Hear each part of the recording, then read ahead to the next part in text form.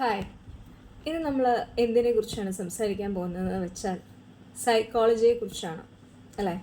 എന്താണ് സൈക്കോളജി? മനസ്സിനെ കുറിച്ചുള്ള പഠനം. ഓക്കെ, അത് നമ്മൾ ചൈൽഡ് സൈക്കോളജി എടുക്കാം.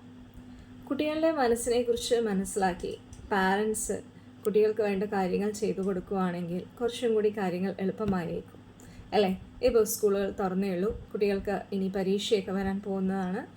അപ്പോൾ എങ്ങനെ ഒരു കുട്ടിയെ മുന്നോട്ട് കൊണ്ടുവരാം എന്നത് നമ്മൾ ആ കുട്ടിയുടെ സൈക്കോളജിയിൽ നിന്ന് മനസ്സിലാക്കിയിട്ട് വേണം ആ കുട്ടിക്ക് ഏത് ബേസ് പഠനമാണ് കൊടുക്കേണ്ടത് നമ്മൾ തീരുമാനിക്കാൻ. ചില കുട്ടികൾക്ക് വായിച്ചാൽ മനസ്സിലാവും, ചില കുട്ടികൾക്ക് എഴുതിയാലേ മനസ്സിലാവുള്ളൂ, ചില കുട്ടികൾക്ക് ഉറക്കം വായിച്ച് അത് ചെവിയിലൂടെയും കണ്ണിലൂടെയും കാണുന്ന സമയം 3 പ്രാവശ്യം അറ്റ് എ ടൈം പഠിക്കും. അപ്പോൾ ആ കുട്ടികളുടെ മനസ്സ് എങ്ങനെയാണ്, ദി സ്റ്റഡി ഓഫ് മൈൻഡ് അവരാദ്യം പഠിക്കുക. അതിനുശേഷം അവർക്ക് ഏത് വിധമാണോ വേണ്ടത് ആ രീതിയിൽ അവർക്ക് പഠനം മുന്നോട്ട് കൊണ്ടുപോവുകയാണെങ്കിൽ ഉറപ്പായും അവർക്ക് നല്ല മാർക്ക് തന്നെ കിട്ടും. അപ്പോൾ ഓണപ്പരീക്ഷയ്ക്ക് ഇപ്പോഴത്തന്നെ തയ്യാറെടുക്കാമല്ലോ അല്ലേ.